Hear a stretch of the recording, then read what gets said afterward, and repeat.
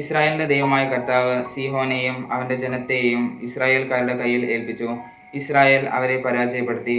ആ സ്ഥലത്ത് താമസിച്ചിരുന്ന അമോര്യരുടെ ദേശം അവർ പിടിച്ചെടുത്തു.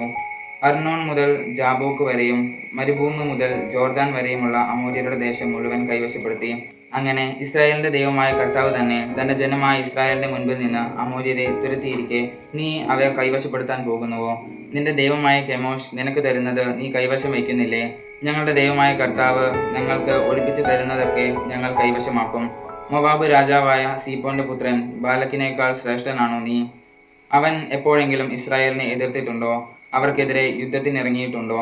ഇസ്രായേൽ ഹെഷ്ബോനിലും അതിന്റെ ഗ്രാമങ്ങളിലും ആരോവറിലും അതിന്റെ ഗ്രാമങ്ങളിലും അർണോൺ തീരത്തുമുള്ള എല്ലാ പട്ടണങ്ങളിലും 300 വർഷം താമസിച്ച കാലത്ത് നീ എന്തുകൊണ്ട് അവ വീണ്ടെടുത്തില്ല?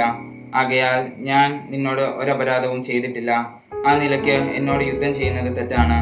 ന്യായാധിപനായ കർത്താവ് ഇസ്രായേലിയർക്കും അമോര്യർക്കും ഇടയ്ക്ക് ഇന്ന് ന്യായവിധി നടത്തട്ടെ. എന്നാൽ ജഫ്തയുടെ സന്ദേശം അമോന്യ രാജാവ് വകവെച്ചില്ല. കർത്താവിന്റെ ആത്മാവ് ജഫ്തയുടെ മേൽ ആവസിച്ചു. അവൻ ഗിലെയാദ്, മനാസെ എന്നിവിടങ്ങളിൽ കൂടി ഗിലെയാദിലെ മിസ്പായിലേക്ക് കടന്ന് അമോര്യരുടെ ദേശത്തേക്ക് പോയി. ജഫ്ത കർത്താവിന് ഒരു നേർച്ച നേർന്നു.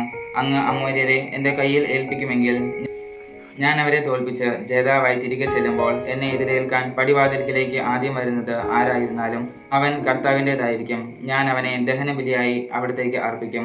ജഫ്ത യുദ്ധം ചെയ്യാൻ അമോന്യരുടെ അതിർത്തി കടന്നു. കർത്താവ് അവരെ അവന്റെ കയ്യിൽ ഏൽപ്പിച്ചു. ആരോവർ മുതൽ മിന്നിത്തിന് സമീപം വരെയും ആബേൽ കെരാമീം വരെയും 20 പട്ടണങ്ങളിൽ അവൻ അവരെ വകവരുത്തി. വലിയ കൂട്ടക്കൊല നടന്നു. അമോന്യർ ഇസ്രായേലിന് കീഴടങ്ങി.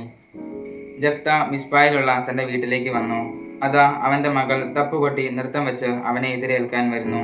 അവൾ അവന്റെ ഏക സന്താനമായിരുന്നു. വേറെ മകനോ മകളോ അവനില്ലായിരുന്നു. അവളെ കണ്ടപ്പോൾ അവൻ വസ്ത്രം കീറിക്കൊണ്ട് പറഞ്ഞു, അയ്യോ മകളെ, നീ എന്നെ ദുഃഖത്തിലാഴ്ത്തിയല്ലോ. നീ എന്നെ വല്ലാത്ത വിഷമത്തിലാക്കിയിരിക്കുന്നു. ഞാൻ കർത്താവിന് വാക്ക് കൊടുത്തുപോയി.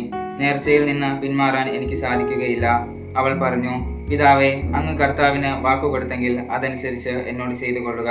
കർത്താവ് ശത്രുക്കളായ അമോര്യരോട് പ്രതികാരം ചെയ്തല്ലോ. അവൾ തുടർന്നു, ഒരു കാര്യം എനിക്ക് ചെയ്തു തരണം. സഖിമാരോടൊത്ത് പർവ്വതങ്ങളിൽ പോയി എൻ്റെ കന്യാത്വത്തെ പ്രതി 2 മാസത്തേക്ക് വിലപിക്കാൻ എന്നെ അനുവദിക്കണം. പോയിക്കൊള്ളുക എന്ന് പറഞ്ഞ് അവൻ 2 മാസത്തേക്ക് അവളെ അയച്ചു. അവൾ പർവ്വതങ്ങളിൽ സഖിമാരോടൊപ്പം താമസിച്ച് തൻ്റെ കന്യാത്വത്തെ പറ്റി വിലപിച്ചു. 2 മാസം കഴിഞ്ഞ് അവൾ പിതാവിൻ്റെ പക്കലേക്ക് തിരിച്ചു വന്നു. അവൻ നേർന്നിരുന്നത് പോലെ അവളോട് ചെയ്തു.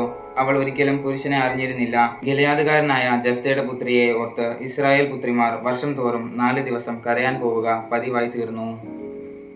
ന്യായാധിപന്മാരുടെ പുസ്തകം 11-ാം അധ്യായത്തിൽ നിന്നുള്ള ചോദ്യങ്ങൾ.